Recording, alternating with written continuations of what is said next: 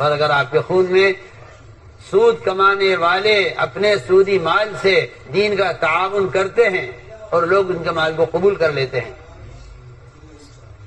ان کے مال کو لوگ قبول کرتے ہیں، اور یہ سود کا مال یہ تمہارے علم میں سب سے پہلی رکاوٹ بنے، علم میں پہلی رکاوٹ ہی بنے تمہارا سود کا مال۔ یہ جتنے چاہے اسے آپ دھو لیجئے، جتنی چاہے آپ اس کے تملیغ کرا لیجئے، اور جتنا چاہے آپ اس کو منتقل کر لیجئے، یہ سود کی اس کی گندگی اس سے ختم ہوگی نہیں۔ میں کہتا ہوں پاخانہ ہے، آپ پاک کرتے رہیے، یہ پاک نہیں ہوگا، پکی پکی بات، اس کی کوئی تمیز نہیں رہی،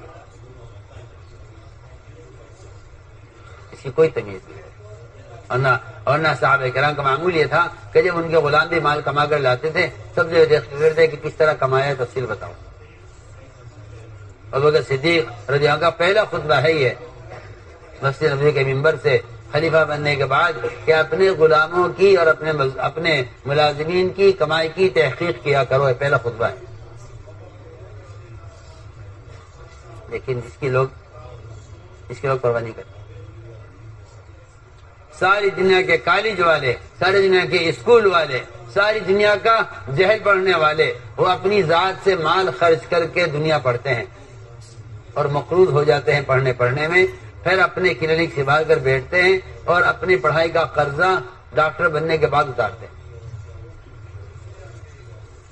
دیکھیں پوری دنیا پھر کے دیکھیے،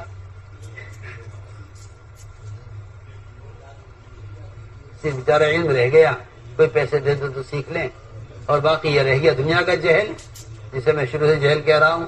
اس کے سیکھنے کے لیے آپ غریب سے غریب آدمی فیس جمع کرتا ہے کہ جی میں اپنے بچے کو مجھے ڈاکٹر بنانا ہے، چاہے میں زمین بیچ کے بناؤں، چاہے مکان بیچ کے بناؤں، کسی طرح مجھے اسے کسی قابل کرنا ہے۔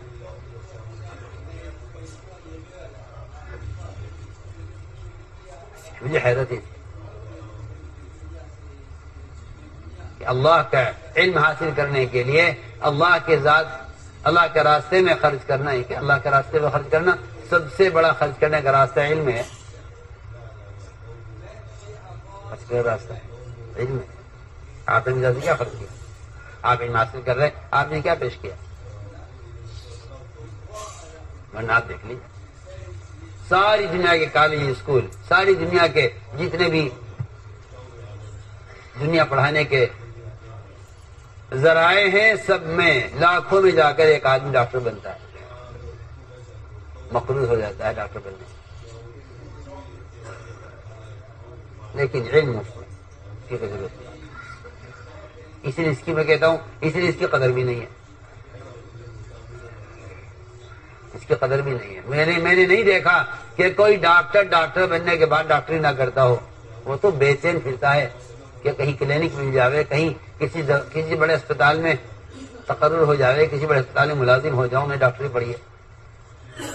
لیکن مجھے اور آپ کو تقاضا نہیں ہے، میرے پاس علم ہے، میں یہ علم کسی کو سکھلاؤں جاتا ہوں۔ میں عرض کرنا چاہتا ہوں کہ پہلی شرط یہ ہے کہ آپ کا خون پاک ہو، کیونکہ علم کی جگہ قلب ہے، خون کی جگہ قلب ہے۔ جتنا پاکیزہ خون ہوگا اتنے پاکیزہ خیالات ہوں، جتنا پاکیزہ خون ہوگا اتنے پاکیزہ۔ اس لیے نبی کا حکم ہے کہ نبی جی آپ حرام چیز سے بچیے اور آپ صرف پاکیزہ چیز استعمال کیجیے۔ سارے ایمان والوں کو حکم ہے کہ ایمان والوں پاکیزہ روزی اختیار کرو، ورنہ حضرت فرماتے تھے کہ تم لقمے کو معمولی سمجھ کر کھا لیتے ہو، لقمہ سمندر ہے، خیالات اس کے موتی ہیں۔ لقمہ جیسے صاف پانی ہوگا ایسے صاف موتی ہوں گے، صاف پانی ہوگا، جیسا صاف غذا اور صاف خون ہوگا ایسے صاف اور اچھے خیالات پیدا ہوں۔ میں نے کہا پہلی شرط یہ ہے۔ دوسری شرط یہ ہے کہ ان کاموں میں لگو جن کاموں سے اللہ کا قرب بڑھتا ہے۔ سب سے زیادہ بندہ اللہ کے قریب ہوتا ہے سجدے کی حالت میں، اور سب سے زیادہ افضل اور سب سے زیادہ جو ہے نماز میں کا جو حصہ ہے اللہ کے قرب کا وہ قیام ہے۔ بعد نے کہا قیام افضل ہے، بعد نے کہا سجدہ افضل ہے، لیکن صحیح بات یہ ہے کہ قیام افضل ہے، قیام، حالانکہ قریب سب سے زیادہ بندہ اللہ کے سجدے میں ہوتا ہے، لیکن اس کے باوجود قیام افضل ہے، کیونکہ سجدے میں میری آپ کی زبان ہے سبحان ربی الاعلیٰ، لیکن قیام میں اللہ کا کلام پڑھا جاتا ہے، اس لیے قیام افضل ہے، سجدے قیام افضل ہے۔ اور یہ تو قرآن نے صاف کھول کے کہہ دیا کہ علم ان لوگوں پر کھلے گا، علم ان لوگوں پر کھلے گا جو رات کے قیام کے ذریعے اپنے نفس کو پوچھ لیں گے، ان پر علم کھول دیا جائے گا، ان پر علم کس سے کھلتا ہے؟ علم سب سے زیادہ علم کو کھولنے والی چیز، سب سے زیادہ علم کو کھولنے والی چیز وہ رات کا قیام ہے، رات کا قیام۔ ایک اللہ جزائے خیر دے، ایک مدرسے کے محسن صاحب آئے میرے پاس، وہی طلبہ کا کیا معمول ہے، کہنے لگے جی تہجد میں سب اٹھ جاتے ہیں، کسی تعلیم کی تہجد نہیں چھوٹتی، کیونکہ ہم جانتے ہیں، سنا ہے بننے والی مسجد سے کہ اگر طلبہ رات کے قیام نہیں کریں گے تو علم پر ان کا علم کھلے گا نہیں، کیونکہ علم کو کھولنے والی چیز وہ رات کا قیام ہے۔ اشد وقعا واقوم قیلا، کہ سب نفس کو کچلنے والا عمل وہ رات کا قیام ہے، وہ رات کا قیام۔ اشد وقعا واقوم قیلا، اقوم قیلا مطلب ابین قیلا کے بعد واضح ہو جائے گی۔ انبیاء علیہ السلام معلم بنا کر بھیجے گئے ہیں، اس لیے ان پر رات کا قیام فرض کیا گیا تھا، صحابہ کرام پر 1 سال تک رات کا قیام فرض رہا، 1 سال کے بعد اللہ نے اس کو نفل کیا جب وہ تہجد کے عادی ہو گئے، تہجد کے عادی ہو گئے تو اللہ نے رات کے قیام کو نفل کر دیا، 1 سال تک تہجد صحابہ نے بطور فرض کے ادا کیے۔ تو جو چیز نفس کو زیادہ کچلنے والی ہوتی ہے وہ علم کو کھولنے والی ہوتی ہے، اور جو چیز نفس کو پھلانے والی ہوتی ہے وہ علم کو بھلانے والی ہوتی ہے، یہ اصول ہے۔ جس چیز سے نفس کھلے گا وہ علم کو بھلا دے، اور جو چیز نفس کو کچلے گی، جتنا نفس کچلا جائے گا اتنا علم کھلتا جائے گا، اتنا علم کھلتا جائے گا جتنا نفس کچلا جائے گا۔ اس لیے کہتے ہیں کہ نفس کو کچلنے کے لیے وہ کام کرو جو نفس کو کچلنے والے ہیں۔ اس لیے فرمایا اشد وقعا، کہ رات کا قیام بڑا مشکل پڑتا ہے، بہت مشکل ہوتا ہے، لیکن اس وقت کا اٹھ جانا یہ علم کو واضح کر دے گا۔ اب اقوام قیلا کا مطلب ابھی نقیلا کے بعد واضح ہو جائے گی بات۔ تو میں نے عرض کیا کہ علم جو کھلتا ہے وہ تو اللہ کے تعلق سے کھلتا ہے، اللہ کے تعلق سے کھلتا ہے۔ روایت میں آتا ہے کہ اگر تمام لوگوں کا علم رکھا جائے ایک پردے میں اور صرف عمر کا علم رکھا جائے ایک پردے میں تو عمر کا علم زیادہ ہوگا، جبکہ آپ دیکھتے ہیں کہ ان سے زیادہ احادیث دوسرے صحابہ سے مروی ہیں۔ ابو رضی اللہ تعالیٰ مدت کم ملی ہے آپ کے پاس لیکن علم بہت ہے، احادیث ان سے زیادہ یاد ہے، لیکن اگر تمام اہل زمین کا علم رکھا جائے ترازو کے ایک پلڑے میں، تنہا عمر کا علم رکھا جائے ایک پلڑے میں تو عمر کا علم زیادہ ہوگا۔ کیوں؟ وجہ کیا ہے؟ سن دھیان سے بات کی۔ وجہ یہ ہے کہ عمر رضی اللہ تعالی عنہ وہ یہ دیکھا کرتے تھے کہ کون کون سی چیزیں ایسی ہیں جو حلال ہیں، جائز ہیں، لیکن عمل میں مخل ہیں، عمل میں اس سے خلل ہو رہا ہے۔ کون کون چیزیں ایسی ہیں جو حلال ہیں، بالکل جائز ہیں، لیکن معاشرے میں خرابی پیدا کر رہی ہے، معاشرے میں خرابی پیدا کر رہی ہے۔ حضرت عمر کا علم یہ تھا۔ میں ایک بات عرض کرنا چاہتا ہوں، اللہ کے تعلق سے دل کے اندر یہ بات پیدا ہو جاتی ہے کہ یہ چیز نامناسب ہے یا ختم ہونی چاہیے. میں میری بات کی طرف پورا دھیان دیتا ہوں. اللہ کے تعلق سے یہ بات پیدا ہوتی ہے دل میں کہ یہ چیز نامناسب ہے، یہ نہیں ہونی چاہیے. اور اگر اللہ مجھے معاف فرمائے اللہ کا تعلق کب ختم ہو جاتا ہے تو مسلمان کی کوشش یہ ہوتی ہے کہ یہ چیز ہے تو حرام، مگر کوئی ایسی دلیل مل جاوے کہیں سے جس سے حلال ہو جائے، کیونکہ لوگوں کو اس کی ضرورت ہے. میری بات بے انتہا توجہ چاہتی ہے. جب مسلمان علم میں لگتا ہے اللہ کے تعلق کے بغیر تو حرام کو حلال کرنے کے دلائل تلاش کرتا ہے. جب آدمی علم میں لگتا ہے اللہ کے تعلق کے ساتھ تو حلال چیز کو حرام کرنے کی کوشش کرتا ہے. ہماری بات آسانی سے سمجھ میں آنے والی نہیں. میں آپ کو بتانا چاہتا ہوں اس زمانے میں جو ہمارا اور آپ کا حال ہے وہ یہ ہے کہ یہ چیز ہے تو غلط لیکن ضرورت کی چیز ہے، اس لیے اس کے لیے تو دلائل تلاش کرو جس سے کہ یہ حلال ہو جائے. ضرورت ہے اس کی. میں اس کی مثال دینا چاہتا ہوں.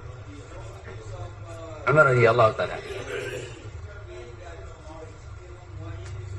کیونکہ صحابہ کرام کی صفت یہ تھی کہ وہ علم سے پہلے عمل کرتے تھے. ہم تو علم کے بعد بھی عمل نہیں کرتے. ہم تو علم کے بعد بھی وہ علم سے پہلے عمل کرتے تھے. میں اس کی مثال دوں گا کہ علم سے پہلے عمل کیسے ہوتا ہے. علم سے پہلے عمل کیسے ہوتا ہے میں اس کی مثال دیتا ہوں اور اسی مثال کے ساتھ یہ اپنی بات عرض کروں گا جو کہہ رہا ہوں.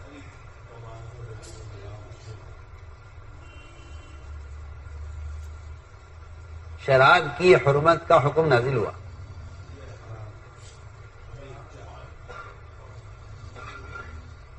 مسجد میں حکم نازل ہوا. مسجد سے ایک صاحب نے سنا کہ شراب حرام ہو گئی. انہوں نے جا کر محلے میں اعلان کیا، اے لوگوں سن لو شراب حرام ہو گئی ہے. تو جو لوگ شراب پی رہے تھے انہوں نے سنا اعلان، انہیں کہ شراب حلال تھی. سوائے آپ صلی اللہ علیہ وسلم اور آپ کی تو طبیعت یہ تھی کہ معراج میں آپ کو شراب پیش کی گئی لیکن آپ نے شراب کی طرف ہاتھ نہیں بڑھایا، دودھ کی طرف ہاتھ بڑھایا. اگر آپ شراب کی طرف ہاتھ بڑھا لیتے تو آپ کی امت گمراہ ہو جاتی. آپ نے شراب کی طرف نہیں، دونوں چیزیں پیش کی گئی، شراب بھی اور دودھ بھی، کہ دیکھیں آپ کس طرف ہاتھ اٹھاتے ہیں. آپ نے دودھ کی طرف ہاتھ بڑھایا روایت میں. کہا گیا ہے محمد اگر آپ شراب کی طرف ہاتھ بڑھاتے تو آپ کی امت گمراہ ہو جاتی. آپ نے شراب کے بجائے ہاتھ بڑھایا دودھ کی طرف. شب معراج میں دونوں چیزیں پیش کی گئی لیکن آپ نے اس وقت شراب حرام نہیں ہوئی تھی. پھر دنیا میں شراب صحابہ کے زمانے میں ایک مدت تک حلال رہی، سوائے آپ صلی اللہ علیہ وسلم اور چند صحابہ کے، باقی سب شراب کے عادی تھے، شراب پیتے تھے، پانی کی طرح پی جاتے. ساری تجارت شراب پر، ضرورت شراب کی، کمزوری کا علاج شراب، سردی کا علاج شراب. اگر تکان ہو جائے مزدور کو تو وہ اپنی تکان شراب سے اتارتا تھا. اتنی عام تھی شراب. جب حکم آیا حرمت کا تو ایک آدمی آگا اعلان کیا محلے میں، لوگوں سنو شراب حرام ہو گئی. یہ فوراً اعلان سنتے ہی صحابہ نے، بھائی دیکھو کیا اعلان ہوا کہ نہیں شراب حرام ہو. صحابہ نے شراب چھوڑ دی فوراً کہ نہیں پینا. سوال اس کا نہیں ہے کہ آئندہ نہیں پیئیں گے. سوال اطاعت کا کمال یہ نہیں ہے کہ آئندہ، اطاعت کا کمال یہ نہیں ہے کہ آئندہ نہیں پیئیں گے. اگر آئندہ پیتے ہیں پھر تو انہوں نے نبی کی مخالفت کی ہے، ہمیں پر ایمان لانے والے کیسے ہو سکتے ہیں. سوال اس کا نہیں کہ آئندہ نہیں پیئیں گے، سوال اس کا ہے کہ حکم نازل ہوا آسمان سے مسجد میں، اللہ کے نبی پر وحی آئی، وہاں سے ایک آدمی نے سنا، وہ مسجد سے کب نکلا، کتنی دیر کے بعد نکلا، پھر وہ محلے میں آیا. اس کا مطلب یہ ہے کہ ہم نے شراب پی ہے حکم نازل ہونے کے بعد، معلوم ہونے سے پہلے. میری بات سمجھ میں آتی؟ اس درمیان میں شراب حکم نازل ہونے کے بعد سے لے کر ہمیں تو اب معلوم ہوا نا. اس درمیان میں 1 گھنٹہ گزرا، آدھا گھنٹہ گزرا، اس درمیان جو شراب پی گئی ہے اس کا کیا ہوگا؟ کہ حکم تو نازل ہو چکا ہے، حکم تو نازل ہو چکا ہے، ہمیں معلوم بعد میں ہوا ہے. تو حکم نازل ہونے کے بعد سے لے کر ہمیں معلوم ہونے کے درمیان جو شراب پی گئی اس کا کیا ہوگا؟ کہ اس کی قید کرو. یہ میں کہنا چاہتا ہوں کہ صحابہ علم سے پہلے عمل، علم سے پہلے عمل. اب علم اب ہوا ہے، شراب کی حرمت کا علم اب ہوا ہے، مگر ہم نے حکم نازل ہونے کے بعد معلوم ہونے سے پہلے جو پی ہے اس کو بھی ہمیں نکالنا ہے. وجہ کیا ہوئی شراب حرام کرانے کی؟ کیوں آئی اس کی حرمت کا حکم؟ یہ میں کہنا چاہتا تھا کہ عمر رضی اللہ عنہ کا علم تھا ایسا کہ وہ یہ دیکھتے تھے کہ چیز تو حلال ہے، جائز ہے، مگر اس جائز چیز کا عمل پر کیا برا اثر پڑ رہا ہے. مغرب کی نماز پڑھا امام صاحب نے اور سورہ کافرون میں گھوم گئے. وہ امام صاحب نے شراب پی ہوئی تھی، دماغ پر اس کا تھوڑا سا اثر تھا نشے کا. وہ سورہ کافر انہوں نے پڑھی اور مغرب کی نماز میں بھول گئے کیونکہ دماغ پر تھوڑا سا اثر شراب کا تھا. اللہ مجھے معاف فرمائے، آج کا کوئی مولوی ہوتا وہاں تو اس کے بعد اتنی تعویلات ہوتی اور اتنے راستے ہوتے کہ بھائی کیا بات ہے، شراب تو بہرحال ضروری ہے پینا، اس کے بغیر تو گزارا ہے نہیں. اب ایسا کہا جاوے کہ بھائی ایسے وقت میں پی لو کہ جو نماز کا وقت نہ ہو، جو اس میں نشے کا اثر نہ ہو، پڑھا دے نماز، اور اگر اٹک گیا تو لقمہ دے دو، کیا بات ہے. عبادت کے کمال کو ختم کر دینا اپنی خواہش اور اپنی ضرورت کی وجہ سے یہ نہیں ہو سکتا. حضرت عمر نے فرمایا مجھے سوال اس کا نہیں ہے کہ یہ وقتی چیز ہے، مجھے شراب حرام کروانی ہے کیونکہ نماز خراب ہو رہی ہے. ایک مرتبہ ہوا، صرف ایک مرتبہ یا رسول اللہ شراب حرام کرائیے، نماز خراب ہو رہی ہے. کیا ہوا عمر؟ یعنی وہ ایک امام صاحب جو ہے شراب پیے ہوئے تھے، دماغ پر نشے کا اثر تھا، ان سے سورہ کافر میں بھول ہو گئی ہے، آپ اللہ سے کہیے شراب حرام کریں. عمر اللہ نے حلال کیا، میں کیسے حرام کراؤں؟ نہیں، آپ کہیے نا اللہ سے، دعا کریں آپ اللہ سے، کہیے اللہ سے. الجھن ایک آدمی کو، ایک اللہ کی حلال کی ہوئی چیز کو نبی موجود ہیں، وہ کہہ رہے میں کیسے حرام کراؤں، اللہ نے حلال کی ہے کہ نہیں کہیے نا آپ اللہ سے کہیے. شاید آج کا مسلمان یہ دعا کرتا ہو کہ اللہ یہ حرام چیز ہے مگر کس طرح حلال کر دے تاکہ مسلمانوں کو ضرورت پوری ہو جائے. نام صاحب کیا اس زمانے کے جاہل قسم کے لوگ وہ آلات باطل کی تائید کرتے ہیں، یہ ان کے ایمان کے ضعف اور ان کے دلوں میں رواجی چیزوں کی محبت کی علامت ہے کہ جو چیزیں نماز کو خراب کر رہی ہیں، چیزیں معاشرے کو خراب کر رہی ہیں، یہ ان کے دلائل تلاش کرنے میں ان کی تائید میں قوت لگا رہے ہیں. میں سمجھتا ہوں اس سے بڑی حماقت کوئی نہیں. وہاں شراب کی حرمت حضرت عمر چاہ رہے ہیں. میں اس کو کہنا چاہتا ہوں کہ دل کا علم تو وہ ہوتا ہے جس سے آدمی ایک غلط چیز کے نقصانات کو غور کرتا ہے، حالانکہ وہ حلال ہے. حلال کے نقصانات کو غور کر کے اس کو حرام کروانا، اس کو حرام کروانا، اسے حرام کرانا. حضرت عمر کی چاہت پر یہ ہوا. ادھر معاشرہ خراب ہو رہا تھا، بے پردگی. رسول اللہ پردہ نہیں تھا، پردے کا حکم ہی نہیں تھا، عورتیں منہ کھولے پھرا کرتی تھی.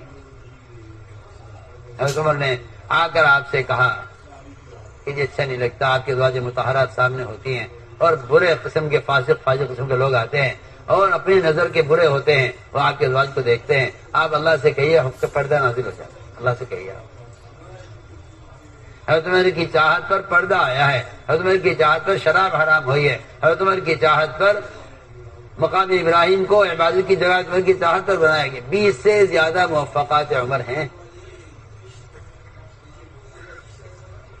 یہ وجہ ہے اس کا، یہ وجہ ہے اس کی کہ عمر کا علم سارے صحابہ سے بڑھا ہوا تھا.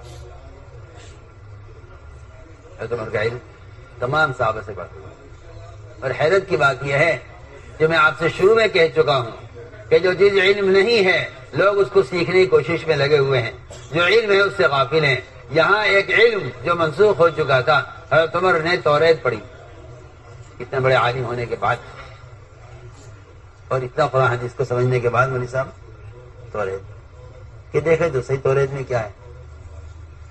بس توریت کا پڑھنا تھا حضرت عمر کا کہ اللہ کے رسول کو وہ غصہ حضرت عمر پر آیا کہ ان کی آپ کے غصے کو دیکھ کر انصار تلواریں لے کر آ گئے، اور مسجد نبوی صحابہ سے بھر گئی، ہر ایک ہاتھ میں تلوار تھی۔ آپ کے غصے کو دیکھ کر صحابہ نے کہا آج کس نے ستایا اللہ کے نبی کو، جس کو حکم دیں گے ہم اس کو قتل کر دیں۔ کس نے ستایا؟ سارا غصہ کس پر تھا؟ حضرت عمر پر، جو عمر نے توریت کیوں پڑھی؟ عمر نے توریت حالانکہ حضرت عمر نے عمل کے لیے نہیں پڑھی ہے، صرف معلومات کے لیے پڑھی ہے۔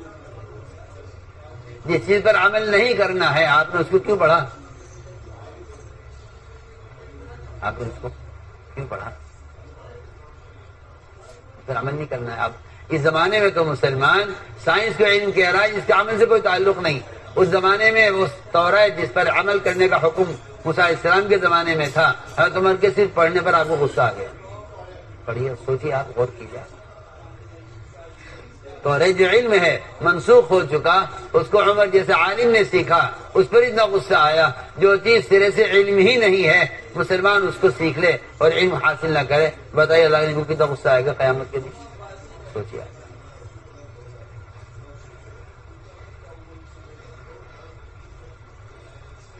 حضرت عمر صاحب میں کھڑے ہوئے ہیں، آپ صلی اللہ علیہ وسلم بیان کر رہے ہیں، فرما رہے عمر اگر آج موسیٰ علیہ السلام زندہ ہو کر آ جائیں ان کے لیے کوئی راستہ نہیں سوائے میرے اتباع کے۔ اگر انہوں نے اپنے طریقے پر عمل کیا تو وہ گمراہ ہو جائیں گے، اور اگر تم نے اپنے طریقے پر عمل کیا تو وہ نجات نہیں پائیں گے، اور اگر تم نے ان کے طریقے پر عمل کیا تم گمراہ ہو جاؤ گے۔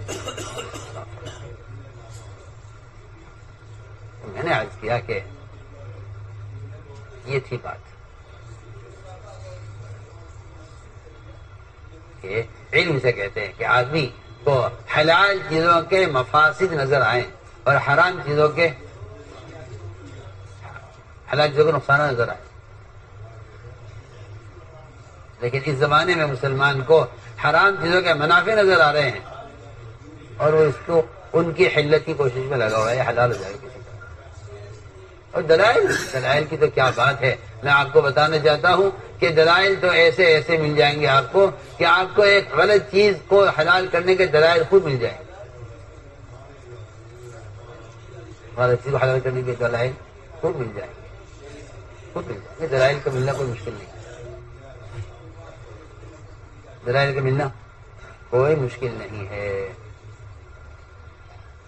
اسی لیے کہتے ہیں کہ باہر کا مفتی اصل نہیں ہے، پہلے مفتی آپ کا اپنا دل ہے۔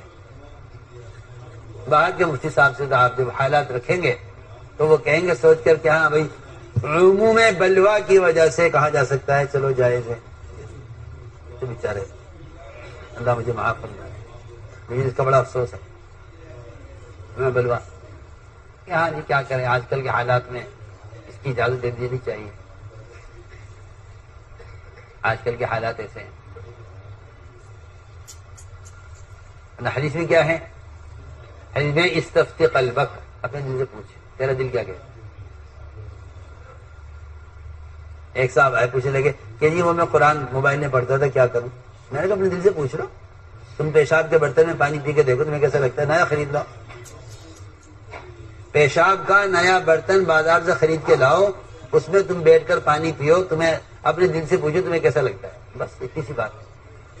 باہر کے مفتیوں سے بات نہیں پوچھنے جا کر کہ موبائل میں قرآن پڑھنا کیسا ہے، پہلے تم پیشاب کے برتن میں دودھ لے کر پینے کی کوشش کرو، یا تمہارا کوئی مہمان آئے بڑا اس کو تم پیشاب کے برتن میں دودھ پیش کر کے دیکھو کیا ہنگامہ ہوتا ہے، پھر تم فیصلہ کرنا کہ باہر کے مفتی سے بعد میں پوچھوں گا، پہلے اب مجھے پوچھو میرا دل اس کو گوارا کرتا ہے نہیں کرتا، جائز ناجائز مناسب نامناسب سب بات کی چیزیں ہیں۔ حدیث میں فرمایا استفتی قلبک ولو افتاک المفتون، اپنے دل سے پوچھ تیرا دل کیا کہتا ہے، اگر تیرا دل اس کو مانتا ہے کہ ہاں ہو سکتا ہے یہ تو ٹھیک ہے، بات ہے بر بار پوچھو۔ لیکن جب آدمی کا اپنا دل مفتی نہیں رہتا تو پھر وہ باہر کے مفتیوں پر زور ڈالتا ہے کہ نہیں کسی طرح اجازت دے دو، کہیں سے گنجائش نکال دو اس کے لیے.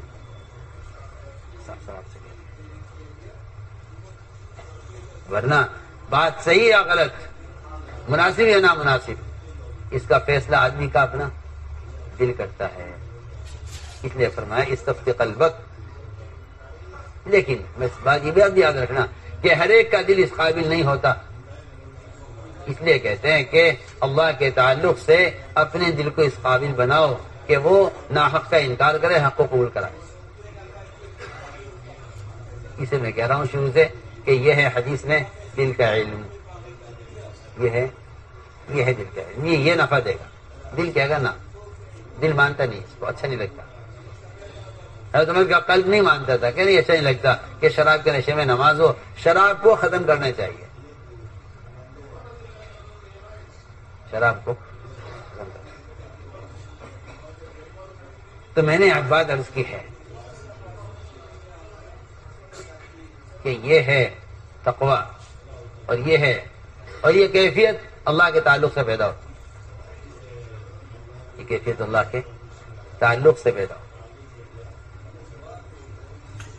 یہ ساری بات اس طرح ہم نے عرض کی ہے کہ علم کے دو رخ ہیں، ایک جاننا، ایک ماننا. اگر آپ مانتے ہیں اور آپ کا عمل ہے تو کہا جائے گا بس علم ہے، اور یہ بات حق ہے. صحابہ فرماتے ہیں آپ جتنا چاہے علم حاصل کر لیں مگر آپ کو جو اجر ملے گا وہ صرف اتنے علم کا ملے گا جتنے پر آپ نے عمل کیا. جو آپ کو زائد دینی معلومات ہیں اس پر آپ کو اجر اتنے علم کا ملے گا جتنے پر عمل ہوا اتنے کا اجر ملے گا. اور قیامت میں ہر ایک کا عمل تولا جائے گا، علم نہیں تولا جائے گا. اس لیے کہ علم برائے علم نہیں ہے، علم برائے عمل ہے. اگر علم برائے علم ہوتا تو قیامت میں وہاں مقابلہ ہوتا علماء کا، کون زیادہ جانتا ہے. اس لیے ہم نے عرض کیا کہ یہ ہے. اس لیے علم کے حاصل کرنے میں اللہ کا تعلق بڑھاؤ. اللہ کا جتنی نظر کی حفاظت کرو گے اور جتنی زبان کی لائن سے حفاظت کرو گے اتنا علم میں اضافہ ہوگا. ایک لائن بات زبان سے نکلتی ہے تو وہ علم کو نقصان دیتی ہے، وہ علم کو نقصان پہنچاتی ہے. بعض محدثین کا معمول یہ تھا کہ وہ بقی کے بازار سے گزرتے ہوئے اپنے کانوں میں انگلیاں دے لیا کرتے تھے، کوئی بازاری بات کان میں نہ پڑے ورنہ علم کا نقصان ہوگا.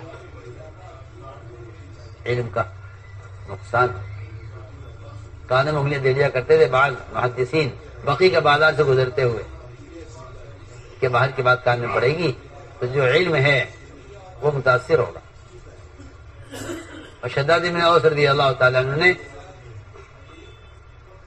سبق کے دوران کہہ دیا طلبہ سے کہ لاؤ دسترخوان لاؤ دل بہلانے. کہتی یہ تو آپ نے ایسی بات کہی ہے، اس سے تو کوئی فائدہ علم کا ہوا نہیں اور اس سے تو کوئی آخرت کی بات معلوم ہوئی نہیں. یہ آپ نے کیا کہہ دیا؟ کہنے لگے ہاں بس آج ہی میری زبان سے ایسا جملہ نکل گیا، بس تم اس کو چھوڑ دو اور میں تمہیں دعا سکھلاتا ہوں، اسے یاد کر لو. حضرت شداد رضی اللہ تعالیٰ عنہ نے دعا سکھلائی اپنے طلبہ کو، کہا یہ دعا یاد کر لو. اللہم انی اسألک التثبت فی الامر واسألک عظیمت الرشد اسألک شکر نعمتک وحسن عبادتک اسألک قلبا سلیما ولسانا صادقا اسألک خیر ما تعلم واعوذ بک من شر ما تعلم. یہ دعا سکھلائی. منتخب حدیث کے آخر میں لایانی کے آخر میں یہ دعا نقل کی کہ لائنی سے بچنے کے لیے یہ دعا ہے. ورنہ جو زبان لایانی کرتی ہے وہ علم کے قابل نہیں رہتی، جو آنکھ حرام کو دیکھتی ہے وہ مطالعے کے قابل نہیں رہتی، جو کان حرام کو سنتے ہیں وہ دین کی بات کو سننے کے قابل نہیں رہتے. جب یہ راستے گندے ہو جاتے ہیں تو علم دل تک نہیں پہنچتا. علم پاکیزہ چیز ہے، وہ گندے راستے سے نہیں گزر سکتا. گندے راستے سے جو آدمی جتنا پاکیزہ مزاج ہوگا وہ گندے راستے سے گزرنا برداشت نہیں کرے گا. ایسے ہی علم روحانی چیز ہے، وہ اللہ کا نور ہے، اس کا معصیت کے ساتھ کوئی جوڑ نہیں ہے. اگر گناہ کے ساتھ آدمی علم حاصل کر رہا ہے تو اس پر عمل کی توفیق نہیں ہوگی. سیدھی بات. اگر گناہ کے ساتھ علم حاصل کر رہا ہے تو علم کی عمل کی استعداد سلب کر لی جائے گی.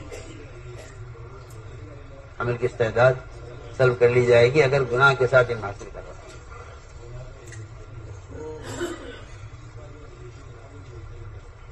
اگلی بات یہ ہے میرے دوستو عزیزو کہ علم میں مشغول ہونا کیا ہے. دو کام کرنے ہیں صرف. ایک اس لیے علم حاصل کرو کہ اللہ مجھ سے کیا چاہتا ہے. دوسری بات یہ ہے کہ اپنے باقی وقت کو دوسروں کو سکھلانے پر خرچ کرو. دوسروں کو سکھلانے پر خرچ کرو. میں علماء سے کہہ رہا ہوں مذاہب کی تردید میں دلائل تلاش کرنا اپنے وقت کو ضائع کرنا ہے. میں کچھ کہہ رہا ہوں دوسرے مذاہب کی تردید میں دلائل تلاش کرنے میں وقت لگانا اپنے وقت کو ضائع کرنا ہے بلکہ امت کو ضائع کرنا ہے. میں کچھ کہہ رہا ہوں. یہ ایک موضوع بن گیا ہے. یہ ایک موضوع بن گیا کہ ہم اپنے دلیل سے شوافی کے دل کو کاٹیں گے. اپنے مذہب کو ثابت کرنے کے لیے دوسرے کے مذہب کے دلیل کو توڑیں گے. یہ کوئی چیز نہیں ہے. یہ کوئی کام نہیں ہے. مذاہب اربعہ اپنی جگہ ثابت ہیں. سب کے پاس دلائل اور سنتیں ہیں. اپنے اپنے مذہب کی تحقیق کرو. اپنے اپنے مذہب پر